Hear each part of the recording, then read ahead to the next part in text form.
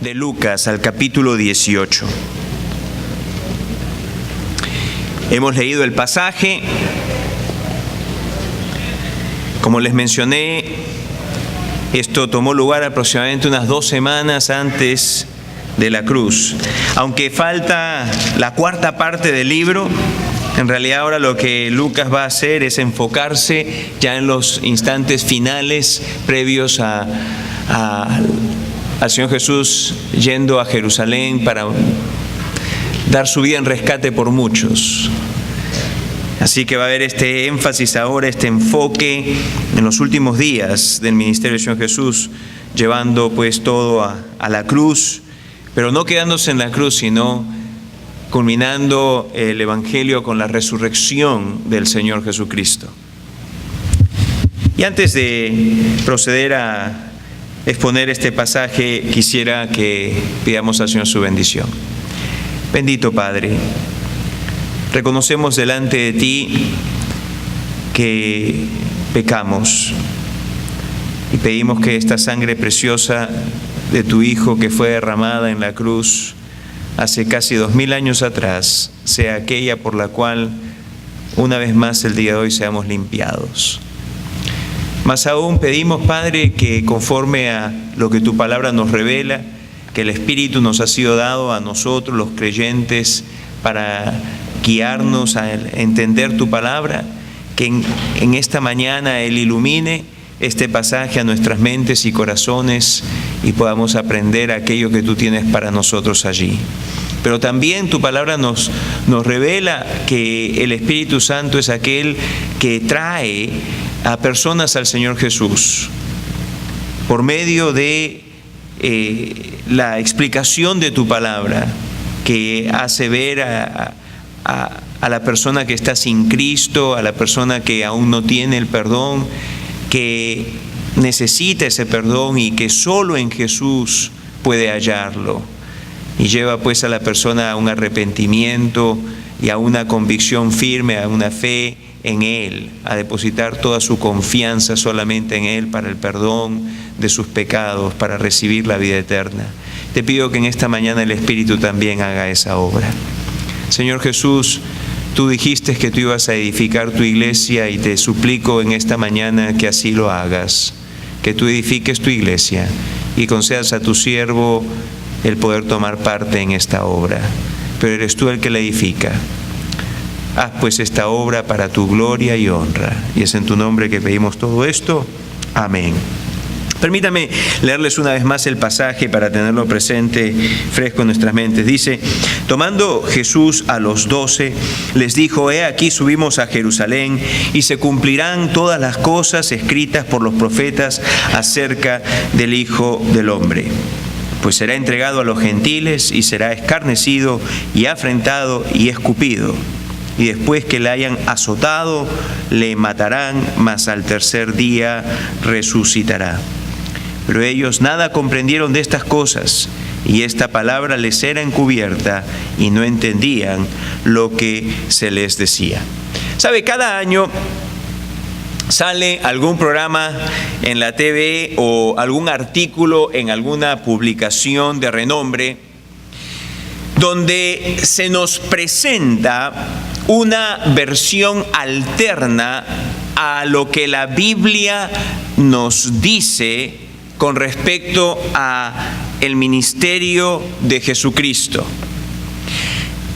Puede salir en la época cercana a Semana Santa o cercana a Navidad algún artículo donde se nos dice, por ejemplo, en la televisión, yo he visto algunos de estos en el Discovery Channel, por ejemplo, donde dice que cuál es en realidad o qué es lo que en realidad Jesús trató de hacer, pero que no pudo hacer.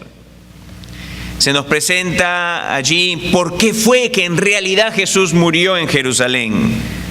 Y básicamente, todos estos intentos se pueden resumir en 3 perspectivas distintas. ¿Ok?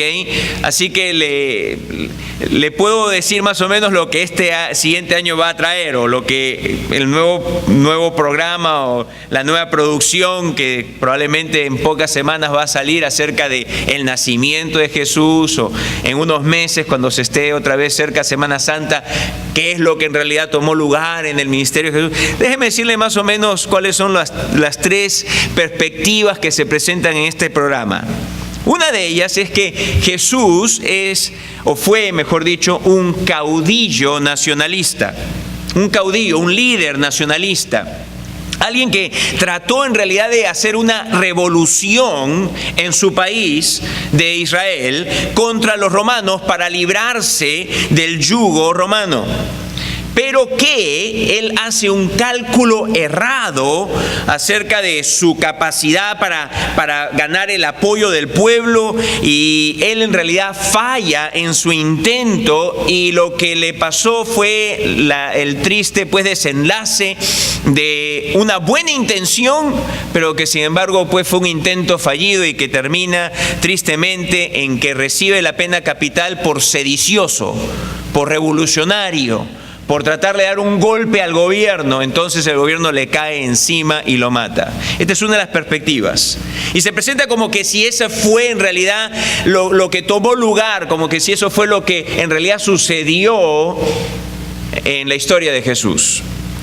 Una segunda perspectiva es la que también es muy aceptada por muchos, es que Jesús fue un líder, pero no un líder político, no un caudillo nacionalista, sino que más bien él fue un líder en lo ético, en lo moral, en lo religioso, que lo que trató de hacer fue que, viendo la religión muerta de su tiempo, lo que él trató de hacer fue revitalizar religiosamente a la nación de Israel, trató de ayudar a las personas a que se realizasen, trató de ayudar a las personas a elevarse moralmente y espiritualmente, pero que entra en un choque frontal con el liderazgo religioso de su época, el cual tiene que silenciarlo, y entonces también termina esto tristemente en su muerte por el conflicto que él tiene con los líderes religiosos de su tiempo. Esta es otra de las perspectivas que en estos programas se presentan, o en estos artículos se presentan. Una tercera perspectiva es una más directa con respecto a que Jesús era una persona que le faltaba un tornillo. Básicamente Jesús era un loco religioso, un tipo de fanático religioso que no sabía lo que hacía y que por lo tanto terminó sufriendo las consecuencias de actuar locamente como él hizo. ¿Ok? Sin embargo, la Biblia no dice eso. La Biblia es muy clara. Y sabe, lamentablemente lo que pasa, amados, es que incluso en algunos seminarios que llevan el nombre de seminarios cristianos, existen maestros, doctores que están preparando personas que aceptan alguna de estas cosas en total rechazo y omisión de lo que las Escrituras dicen acerca de la cruz, acerca de lo que tomó lugar de acuerdo a la narración bíblica y de acuerdo a lo que el Antiguo Testamento profetizó. Hay maestros en seminarios de una tendencia teológica que tiene sus orígenes en los 1800, que llevaron a muchos de estos que se fueron preparando y terminaron siendo los doctores enseñando en estos seminarios, y lamentablemente muchas iglesias produjeron un número de pastores en ellas que aceptan este significado, este propósito aparentemente fallido de Jesús y de su ministerio en la tierra. Pero las Escrituras son muy claras. El pasaje del día de hoy nos va a mostrar con claridad de que la cruz no fue un final malo a una buena intención de Dios. No fue algo que tomó por sorpresa a Jesús, como que las cosas se le fueron de la mano y terminó lamentablemente en su crucifixión. Por el contrario, vamos a ver que la Escritura presenta que la cruz es presentada como central al plan y al propósito de Dios. La cruz, amados, es central al plan y al propósito de Dios. Más aún, quizá lo debiese expresar en esta forma: la cruz era el plan y el propósito de Dios desde la eternidad pasada. No algo que tomó lugar porque fue un mal cálculo, no algo que fue un accidente triste que sucedió, no algo que fue una buena intención que no acabó bien. No.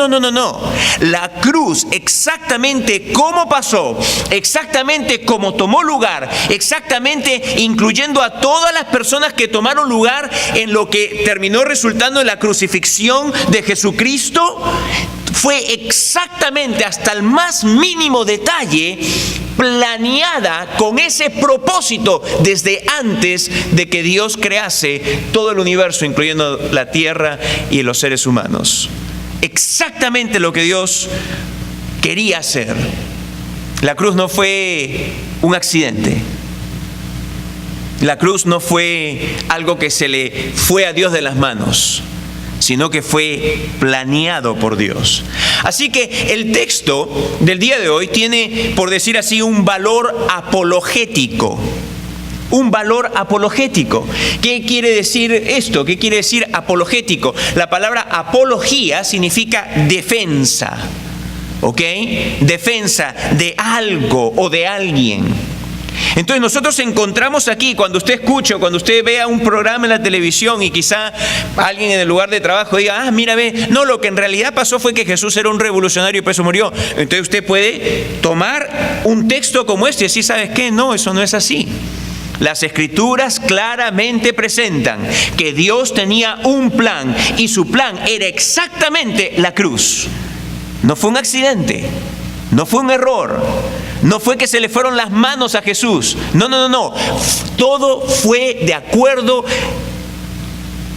precisamente al plan de Dios, con cada detalle que tomó lugar allí. Así que tiene un valor apologético con respecto a cuál es el propósito central de la crucifixión y la muerte del Señor Jesús dentro del plan de Dios para la salvación de todos aquellos que creen. Escúcheme, amado. Si algo Dios quiere, es que tú y yo, los creyentes, los que ya hemos sido salvados, de que nosotros tengamos un claro entendimiento de cuál es la razón del mensaje que llevamos, de qué es lo que significa, qué es lo que implica, qué es lo que Dios quiso hacer, porque nosotros somos o no mensajeros de la cruz de Cristo. No estamos supuestos nosotros a ir y decirle a la gente que crea en Jesús el crucificado y también resucitado. No somos llamados nosotros a proclamar el evangelio de Jesús, que claramente tiene como su punto central la crucifixión de Jesús. Pero si nosotros, los que somos de Él, no tenemos claro ese mensaje, ¿cuál va a ser nuestra efectividad en presentarlo? Y quizá en algunos de nosotros puede producir el efecto incluso de restar la cruz y solamente llamar a personas a que vengan a Jesús, o que vean en Jesús un buen amigo, o que vean en Jesús aquel que tiene poder para ayudarlos. Pero si sacamos la cruz del mensaje, hemos sacado el evangelio. Porque de acuerdo a lo que como vamos a ver ahora, de acuerdo a lo que la Biblia presenta, la cruz es el centro de todo. Es el centro de todo, la cruz de Cristo. Toda la historia bíblica apuntaba ¿hacia dónde? Hacia la cruz del Calvario. Y desde ese entonces en adelante, toda la historia que ha seguido mira hacia atrás, hacia la cruz del Calvario. ¿Acaso no decimos antes de Cristo y después de Cristo? La cruz es central. Sin la cruz no hay cristianismo. Es por eso que la cruz se convirtió en aquel símbolo de la fe de aquellos que seguían a Jesús. No fue tanto el pescado, no es lo que prevaleció. No fue el ictus. El ictus era algo para dentro del círculo cristiano de un tiempo de persecución. El pescadito, ¿ok? Era una forma de declarar fe en el Hijo de Dios. Ictus, pescadito, ¿no? Por las 5 letras griegas. Jesús Christus, Theos, huios soteres, que era Jesucristo, Hijo de Dios, Salvador, ictus, y entonces significaba el pescadito, por eso es que hay ese símbolo del pescado. Pero la cruz es aquel símbolo que ha representado a través de los siglos la esencia del mensaje cristiano, la cruz de Cristo. No se trata de algo esotérico, no se trata de algo que hay un poder escondido o esotérico en la cruz de por sí, no se trata de eso, pero sí se trata de lo que significa, lo que Dios planeó desde un principio. La muerte de Jesucristo en la cruz no fue para darnos un ejemplo. La muerte de Jesucristo en la cruz no es para inspirarnos.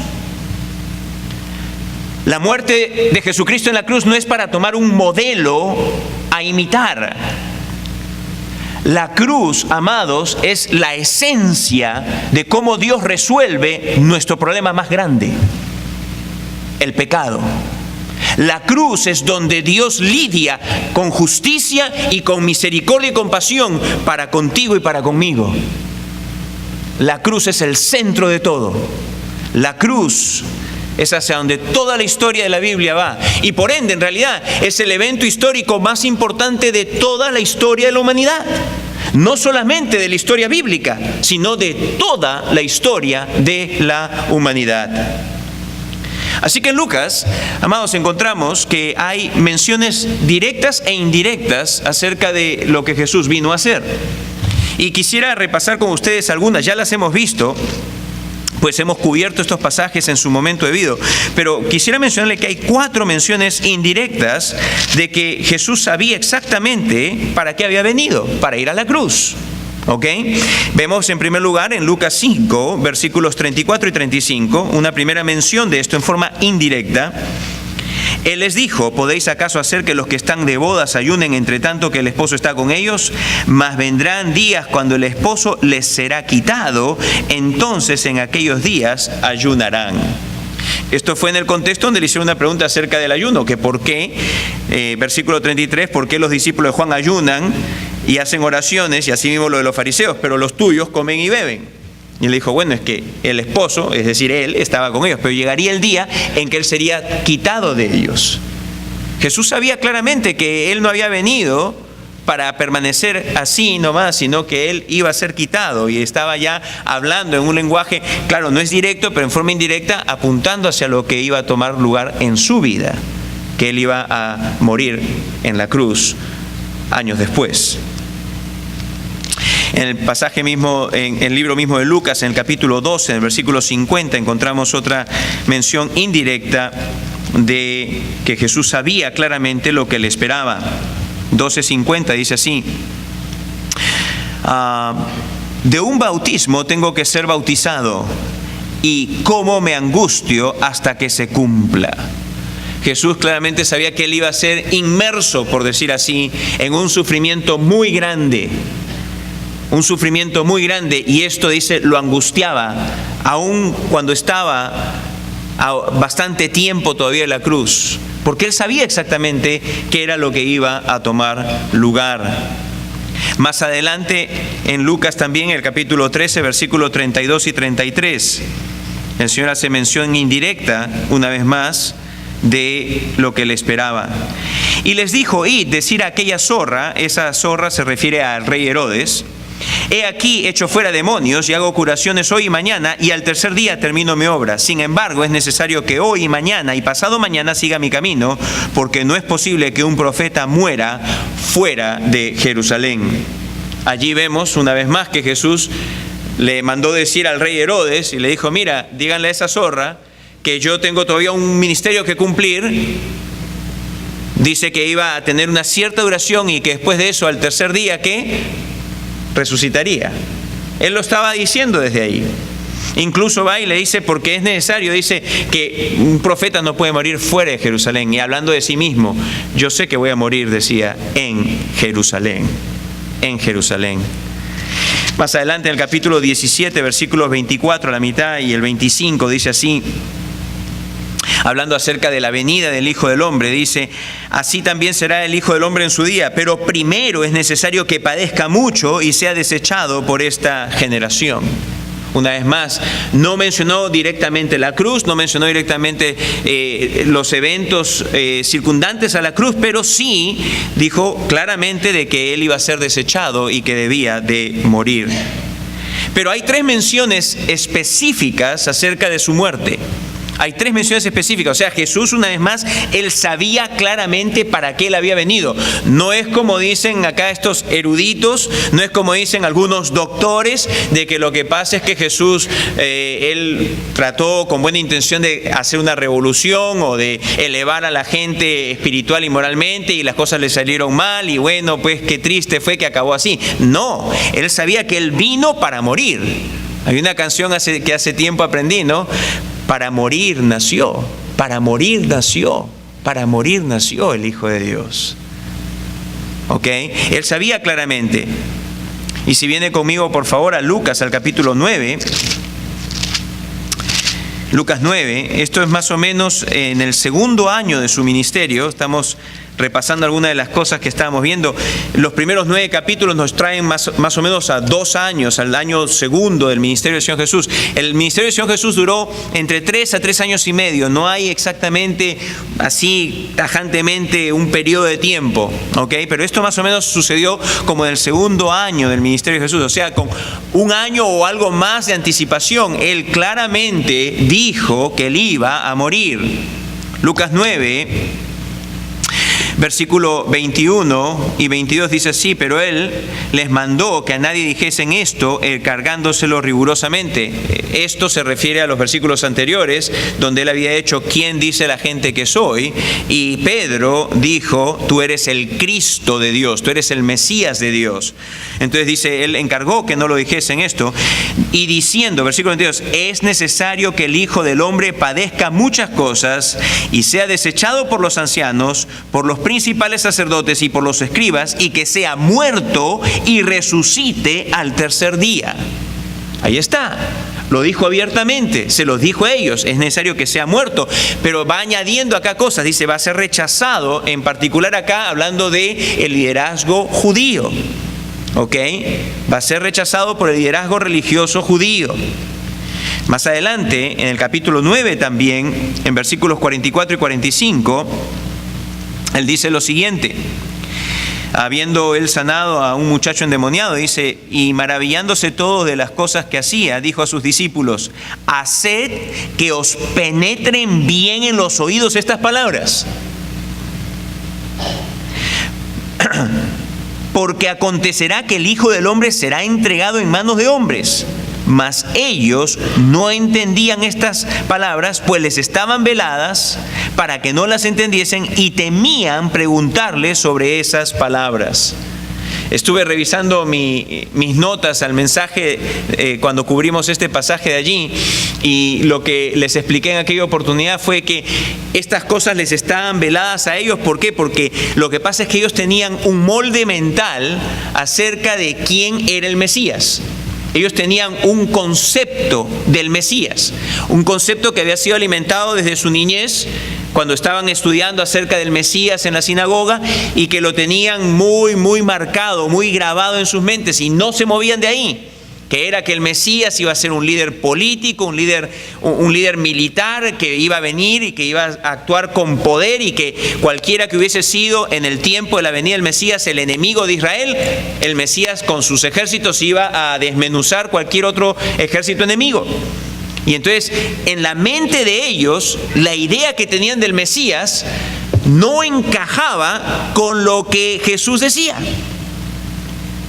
Porque Jesús empieza a hablar, él les daba muestras de que él era el Mesías. Hey, hace unos instantes Pedro acababa de confesar que él era el Cristo de Dios, el Mesías de Dios. Pero por otro lado, lo que Jesús hablaba y les decía de que iba a morir, de que iba a ser entregado, que iba a ser rechazado, como que no encajaba, como que no entraba en la mente de ellos. ¿Por qué? Porque ellos tenían este molde, esta idea de quién el Mesías debía de ser. No encajaba, no entraba.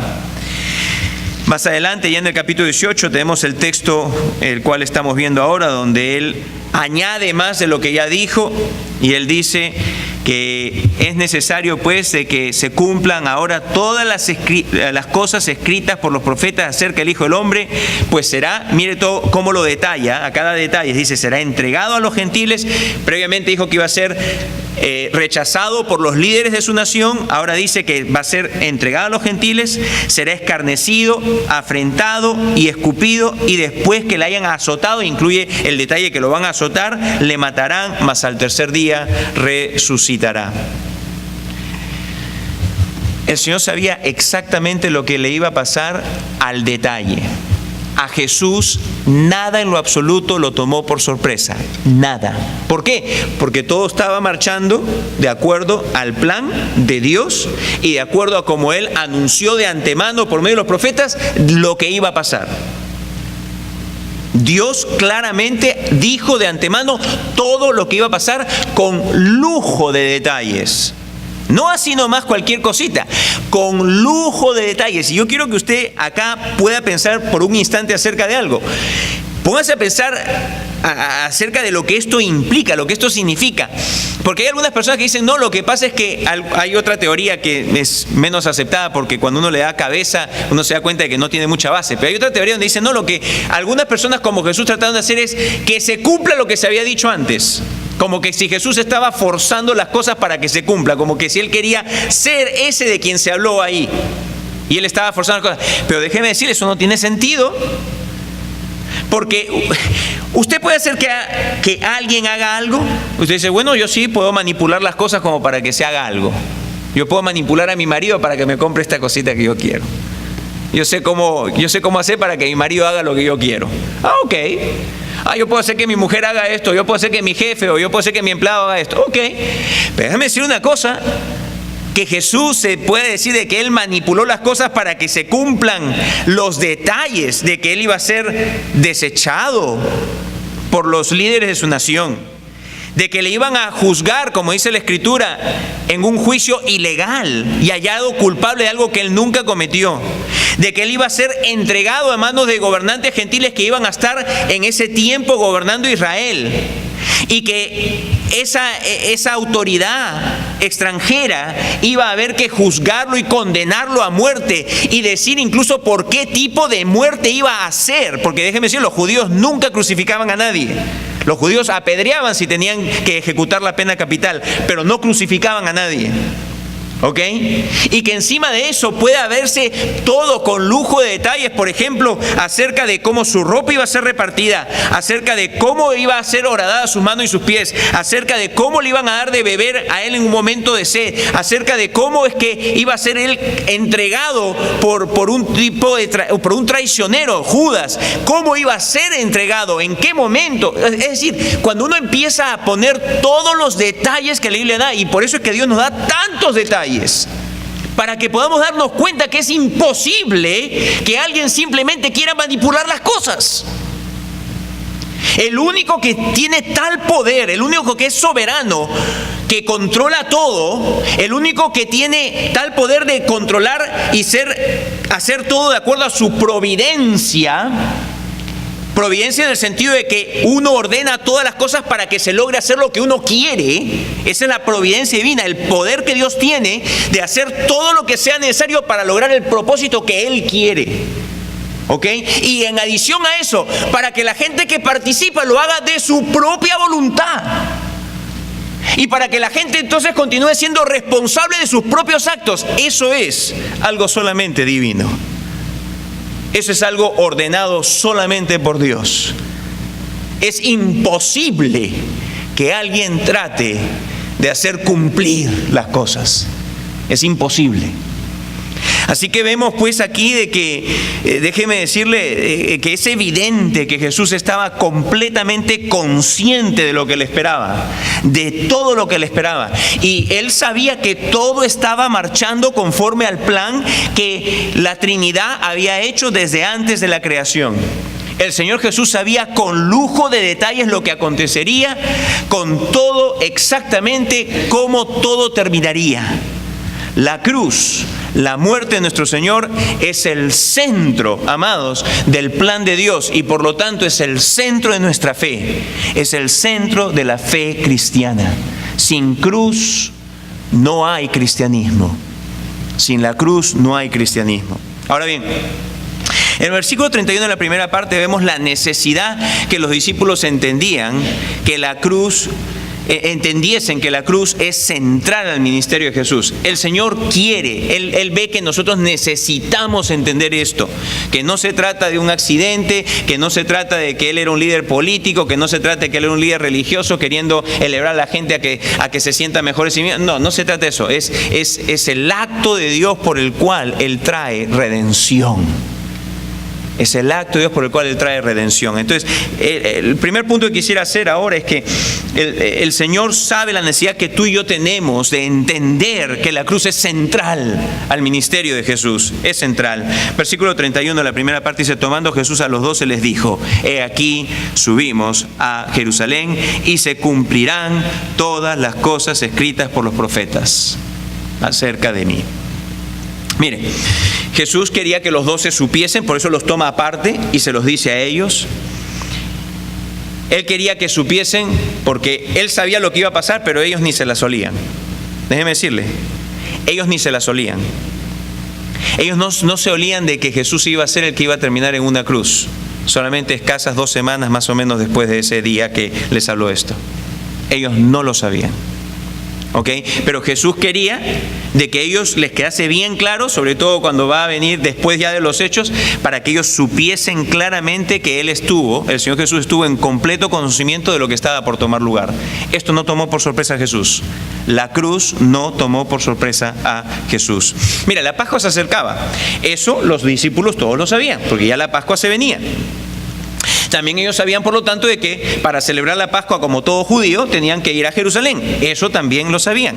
Además, sabían de que era peligroso acercarse a Jerusalén. ¿Por qué? Porque ya habían visto los roces que habían con los líderes judíos. Y entonces ellos sabían de que era peligroso. Ya había venido a ellos el conocimiento de que Jesús no estaba siendo bien visto por los líderes judíos. Y ellos sabían de que era peligroso acercarse a Jerusalén. Incluso algunos sabían de que podía ser algo muy serio y expresan un sentido negativo, un sentido pesimista acerca de las cosas que podrían suceder. Venga conmigo por favor al libro de Juan, al capítulo 11. Y leemos allí el versículo 16 y luego el versículo 45 al 55. Mira el versículo 16. Dijo entonces Tomás, llamado Dídimo, a sus condiscípulos. Esto fue después de que Jesús resucita a Lázaro, ¿ok? Y cuando Lázaro es resucitado, mucha gente empieza a darle credibilidad a Jesús, ¿ok? Y sabían pues de que los fariseos y los escribas no iba a gustarles nada en lo absoluto. Recuerdan que dentro de la audiencia ahí estuvieron algunos fariseos, algunos escribas, y se fueron inmediatamente a contarle a los líderes qué es lo que había tomado lugar, de que Lázaro había sido resucitado, ¿ok? Y entonces Tomás, en su evaluación de las cosas, Tomás lo que tomó lugar, y sabiendo que se acercaba la Pascua, Tomás dijo: uy, caramba, ahora sí que ya la hizo Jesús ya ahora, porque si hasta el momento hemos enfadado al liderazgo, con esta va a ser otra razón más. Y entonces por eso el versículo 16 dice: entonces dijo Tomás, llamado Dídimo, a sus condiscípulos: vamos también nosotros para que muramos con él. Para que muramos. Ya Tomás ya se veía que hasta la muerte les podía tocar a él y a todos los discípulos y a Jesús mismo, pero él no entendía en lo absoluto de que solamente uno iba a morir y por qué debía de morir. ¿Cuál era el plan de Dios en realidad? 45 al 55, mira lo que dice. Entonces muchos de los judíos que habían venido para acompañar a María y vieron lo que Jesús hizo, creyeron en él, pero algunos de ellos fueron a los fariseos y les dijeron lo que Jesús había hecho. Entonces los principales sacerdotes y los fariseos reunieron el concilio y dijeron: ¿qué haremos?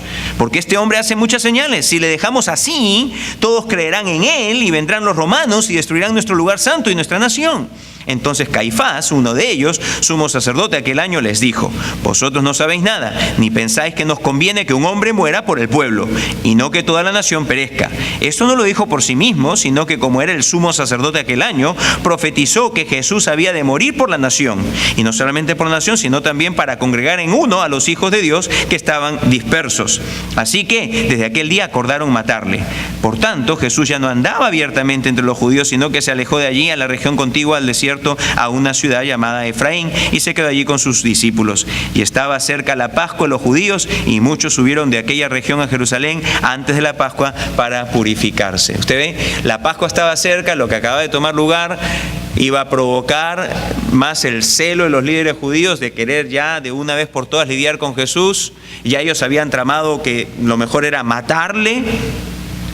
Tomás, en forma pesimista, dice: ya vamos con él, porque ya para que todos muramos, es un tipo de martirio, ¿no? Popular, vamos ya todos a morir junto ya con nuestro líder. ¿Ok? Pero en realidad él no comprendía qué era lo que estaba tomando lugar. Pero déjeme decirle, ellos sabían que era peligroso, ellos sabían que tenían que ir a la Pascua, ellos sabían que el rechazo de los líderes judíos estaba en aumento. ¿Ok? Por eso es que incluso ellos temían la idea de ir a Jerusalén. Marcos 10, el versículo 32 dice así. Marcos 10, 32 dice: iban por el camino subiendo a Jerusalén, y Jesús iba adelante, y ellos se asombraron y le seguían con miedo. ¿Ok? Se asombraron de ver la resolución de Jesús de ir hacia Jerusalén, pero ellos mismos tenían miedo de ello. Porque como Tomás les dijo: mira, acá de repente, acá ya nos vamos todos, vamos a morir en esta. ¿Ok? Ellos no comprendían. Lo que ellos no sabían era que la Pascua venía, pero que había un cordero pascual distinto. Ellos no sabían eso. Ellos no sabían que Jesús iba a ser el cordero pascual que iba a ser sacrificado en esa Pascua. Eso ellos no sabían. Ellos temían y no comprendían. ¿Por qué? Porque en sus mentes el Mesías traería su reino en forma poderosa. Y acá aquel que ellos sí creían que era el Mesías estaba hablando de que iba a morir. No encajaba en su teología, no encajaba dentro de sus enseñanzas. ¿Pero por qué? Porque no prestaban atención en realidad a lo que las Escrituras decían, a lo que las Escrituras decían. Por eso, entonces, el siguiente punto es que hay una necesidad de que los discípulos entendamos que la cruz es el cumplimiento de los profetas. La cruz es el cumplimiento de lo que los profetas han anunciado. La cruz, amados, no fue un triste acontecimiento o resultado de un cálculo erróneo en la parte de Jesús. La cruz era hacia donde todas las profecías del Antiguo Testamento apuntaban. Todas las profecías concernientes a Jesús y a su ministerio. Y había llegado el tiempo que se cumplan. Jesús les dice justamente eso. Versículo 31 dice: y se cumplieran todas las cosas escritas por los profetas acerca del Hijo del Hombre. Y menciona allí qué cosas estaban profetizadas: entregado a los gentiles, escarnecido, afrentado, escupido, y después que le hayan azotado le matarán, mas al tercer día resucitará. ¿Sabe? Acá el Señor Jesús se refiere a sí mismo como el Hijo del Hombre. ¿De dónde sale este título? Este título sale del libro de Daniel, el capítulo 7, versículos 13 y 14. En el libro de Daniel, Daniel ha tenido esta visión donde se le presentan que hay varios imperios mundiales, pero dice: va a llegar el momento en que el Dios Altísimo va a enviar a uno que es como el Hijo del Hombre, el cual dice va a destrozar todos los otros imperios, va a traer un reinado único y universal que no va a ser seguido por ningún otro reino. Y entonces Jesús dice: yo soy ese Hijo del Hombre, dice Jesús. Y déjeme decirle, hay muchas cosas dichas acerca de mí en los escritos del Antiguo Testamento. Y sabe, déjeme darle algunos de los pasajes del Antiguo Testamento donde vemos que la cruz había sido directa o en algunos casos indirectamente mencionada de antemano. El tiempo se ha ido, pero quiero ir rápido a través de todos estos pasajes. Génesis 3, 15 y 21. Y vaya prestando atención, porque una de las cosas, tuve que sacar algunos pasajes para hacer esto. Y me he quedado solamente con aquellos que básicamente presentan a un cordero y la sangre derramada. Cordero y sangre derramada. Cordero y sangre derramada. ¿Ok? Génesis 3:15 es lo que algunos llaman el protoevangelio, la primera mención de las buenas nuevas, que Dios no quiere la condenación del pecador, no quiere mi condenación ni tu condenación, sino nuestra salvación. Y pondré enemistad entre ti y la mujer, y entre tu simiente y la simiente suya. Esta, la simiente de la mujer, te herirá en la cabeza y tú le herirás en el calcañar. Versículo 21. Y Jehová Dios hizo al hombre y a su mujer túnicas de pieles y los vistió. ¿Sabe qué tomó lugar allí? El primer acto de muerte. Allí tomó lugar el primer acto de muerte. ¿Sabe quién mató? Dios. Dios mató por primera vez un ser, un cordero. ¿Ok? ¿Y qué es lo que hizo Dios después que mató a un cordero? Vistió la desnudez de Adán y de Eva. Dios mata y usa la piel de los animales que Él mata para cubrir la desnudez de Adán y de Eva. Génesis 4. Génesis 4 se refiere a la historia de Caín y Abel.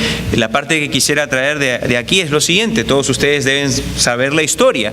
Caín y Abel se presentan ante Dios. Abel trae un sacrificio de sangre, una ofrenda donde hay un animal que muere. Caín, por otro lado, él trae una ofrenda, pero dice que trae del fruto de la tierra.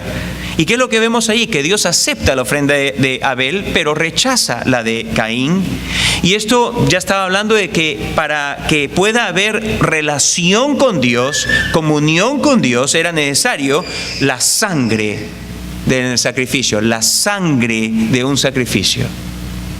En un sacrificio de sangre trae relación con Dios. Sin embargo, la ofrenda que uno se imagina que Dios quiere, o la que uno piensa que Dios quiere, o la que uno le quiere traer a Dios de su propia cosa, no trae sino el rechazo y la condenación divina. Dios rechaza la ofrenda de Caín, pero sí aquella que fue prescrita previamente por él es aceptada, la ofrenda de Abel, la cual el libro de los Hebreos nos dice que habla perfectamente, exactamente lo que Dios quiso decir.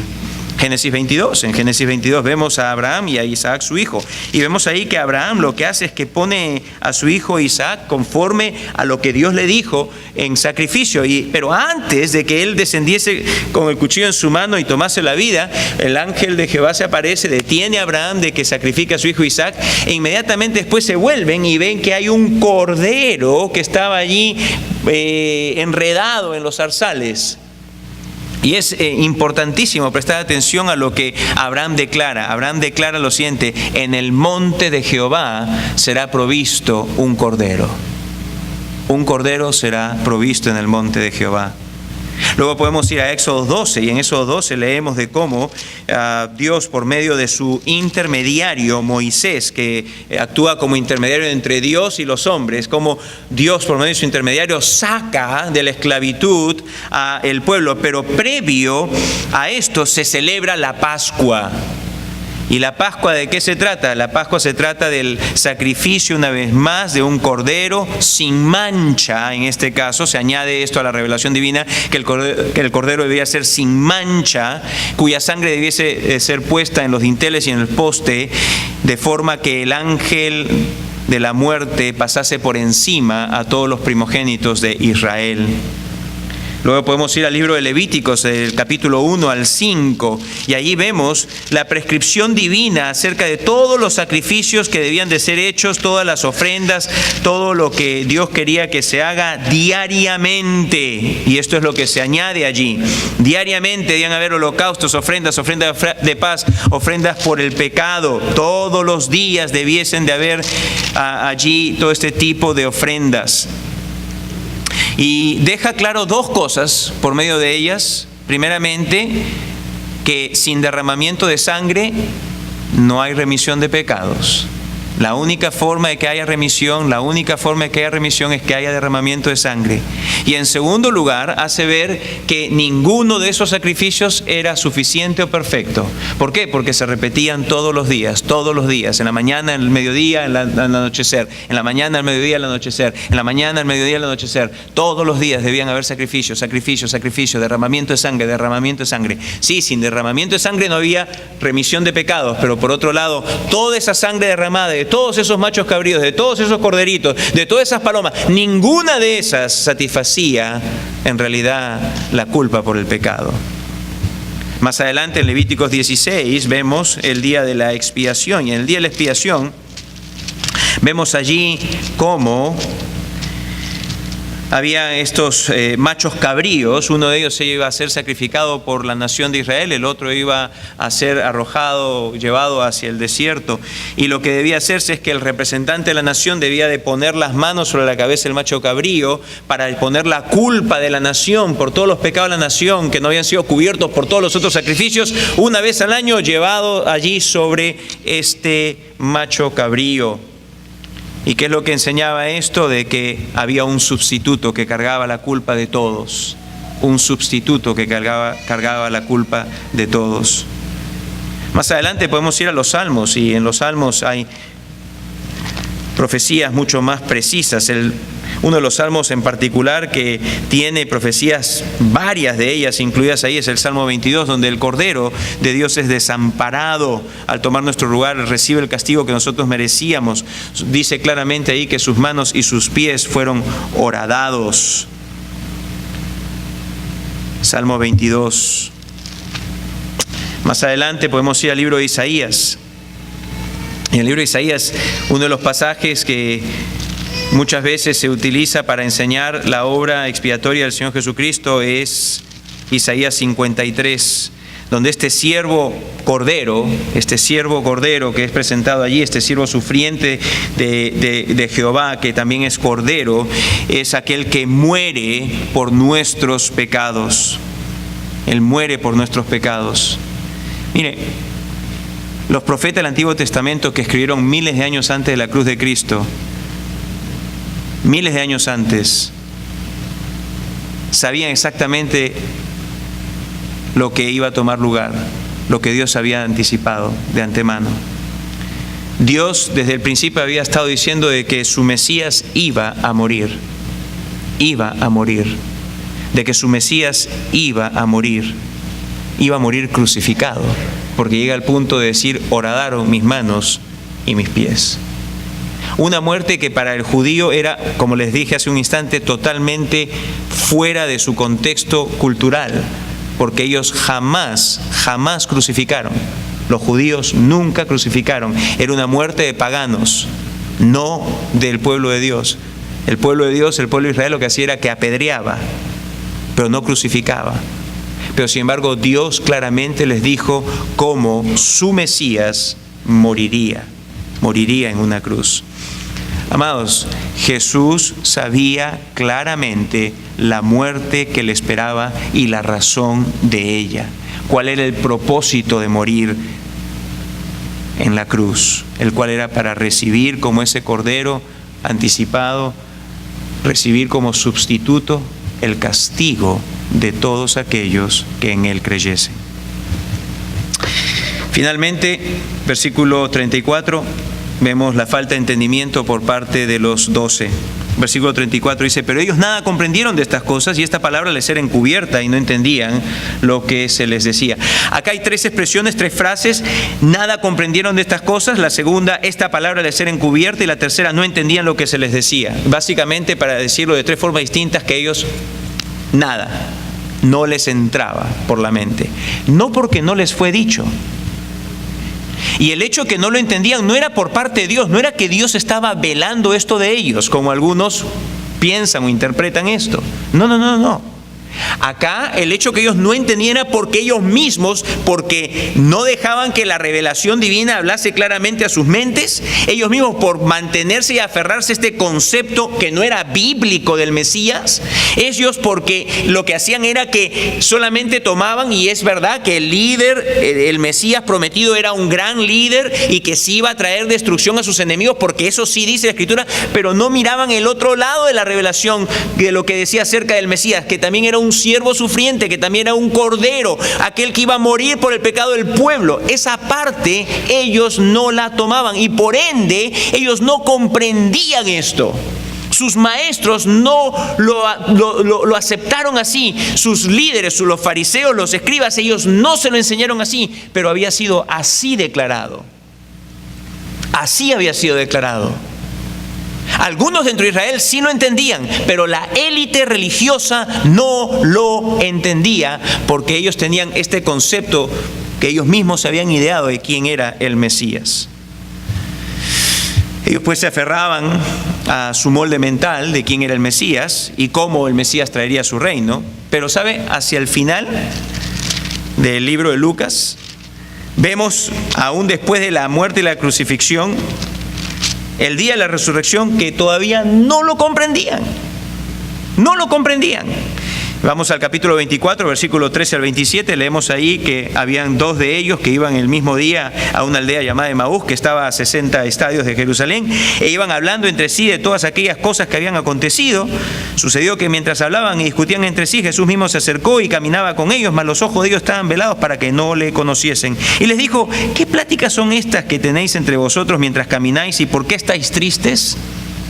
Respondiendo uno de ellos, que se llamaba Cleofa, le dijo: ¿eres tú el único forastero en Jerusalén que no ha sabido las cosas que en ella aconteció en estos días? Entonces él les dijo: ¿qué cosas? Y ellos le dijeron: de Jesús Nazareno, que fue varón profeta, poderoso en obra y en palabra de Dios y de todo el pueblo, y cómo le entregaron a los principales sacerdotes y nuestros gobernantes a sentencia y muerte y le crucificaron. Pero nosotros esperamos que él era el que había de redimir a Israel. ¿Usted se da cuenta? Ellos esperaban que sí, que él era el Mesías, pero en su concepto del Mesías, ¿ok?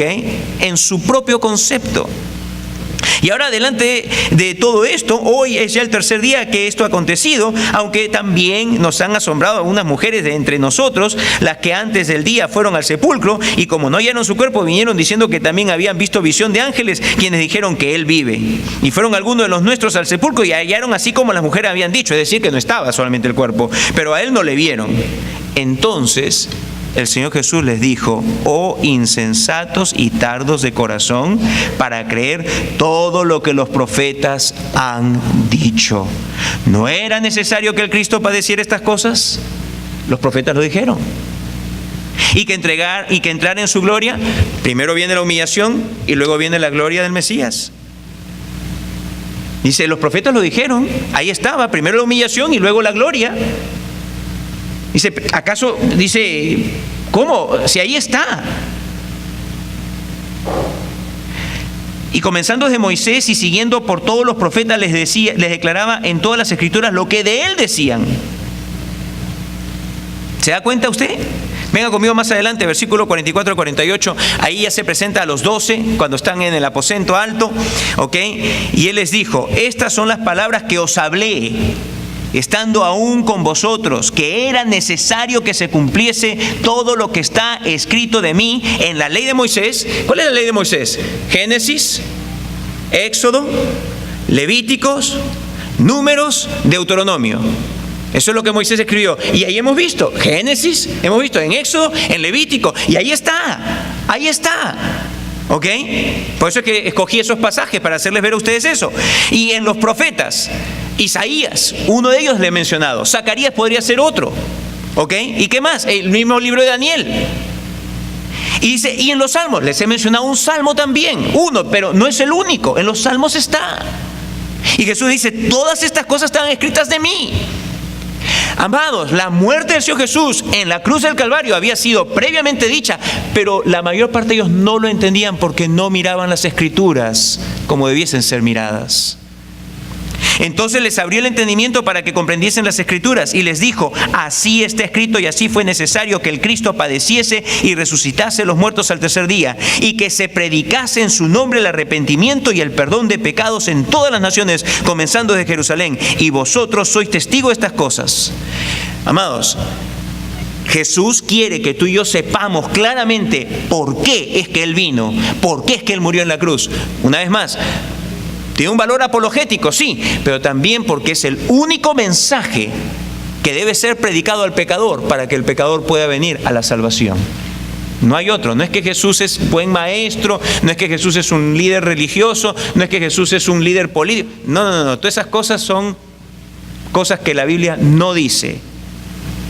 Jesús fue a una cruz para morir por un pecador como yo, para allí Él darse como sacrificio, como mi sustituto. Cuando llegue el libro de los Hechos, ya pocos días después, ya ahora sí, usted puede ver ahí en el libro de los Hechos que Ellos la comprendieron. Ahí sí. Y usted puede ver en versículos 22 al 24 del capítulo 2 que ellos lo comprendieron. Pedro dice, se levanta, el primer sermón que el Pedro da, 50 días después, ellos ya tuvieron un tiempo allí de pensar, de meditar en lo que había acontecido. Jesús ya se había aparecido durante 40 días, muchas veces a ellos, había conversado con ellos, les volvió a explicar, les volvió a recontraexplicar, que lo capten ahí. 50 días después de la resurrección de Jesús, de la muerte de Jesús, 50 días después viene el día de Pentecostés y Pedro predica. Y miren lo que dice ahí, versículo 22 al 24. Varones israelitas, oíd estas palabras. Hechos 2.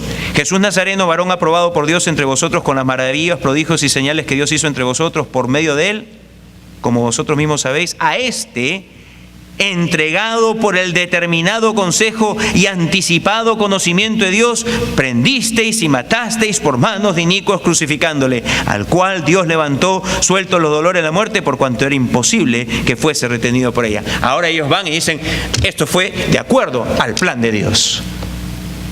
Esto no fue que se le fue la mano, esto no fue nada de esas cosas. Esto fue de acuerdo al plan de Dios. Y empezaron a predicar así. En el capítulo 4, versículos 27 y 28, lo volvemos a escuchar. Dice, porque verdaderamente se unieron en esta ciudad contra tu santo Hijo Jesús, a quien ungiste Herodes y Poncio Pilato, con los gentiles del pueblo de Israel, para hacer cuanto tu mano y tu consejo habían antes determinado que sucediera. La captaron. Y de ahí en adelante, ellos predicaron que la muerte de Jesús fue para el perdón de pecados. No fue para hacernos inspiración, no fue para darnos un buen ejemplo, no fue para levantar a una nación en rebeldía o en un sentido de independencia de un poder extranjero. No. La muerte de Jesús fue para salvarte, para redimirte. La pregunta es, y con esto termino, ¿has sido salvo tú por Jesús? ¿Has creído que Jesús vino para ser tu sustituto? Aquel que murió dando su sangre por ti en una cruz, para la limpieza, el perdón de todos tus pecados. Si no lo has hecho, el día de hoy, ven a Él. El Señor Jesús murió y resucitó. Y al tercer día, pues, se levantó de los muertos. La Biblia dice claramente que la resurrección de los muertos es la verificación divina por parte de Dios el Padre de que la obra y la persona de Jesús son totalmente quien Él dijo ser y que Él hizo exactamente lo que el Padre quiso. Fue por eso que Dios el Padre, dice el libro de Romanos en el capítulo 1, le levantó de entre los muertos. La resurrección es el sello divino de aprobación. Jesús es quien Él dijo ser y Jesús hizo exactamente todo lo que era necesario para mi salvación y la tuya también, si tú el día de hoy vienes arrepentido a Él y confías en Él. Padre, damos gracias por tu palabra. Y damos gracias, Padre, que con este pensamiento final es que vamos a participar ahora de la cena. Padre, no sin antes pedirte que aquellos que están con nosotros presentes en esta mañana, que aún no tienen la salvación de sus pecados, no tienen aún el perdón, te pido que tu Espíritu los traiga hacia tu Hijo Jesús y que clamen a ti, viéndole a Él por primera vez como el único que puede perdonarles, el único por cuya muerte en la cruz sus pecados pueden ser perdonados. Que clamen a ti de lo profundo de sus corazones, arrepentidos, confesando delante de ti que han pecado y que merecen el castigo y la ira divina, pero clamando por ti, por misericordia divina. Clamando a ti, Señor, para pedir de ti misericordia y que tú los perdones. Te pido pues que tú hagas esto el día de hoy. En el nombre de Cristo Jesús.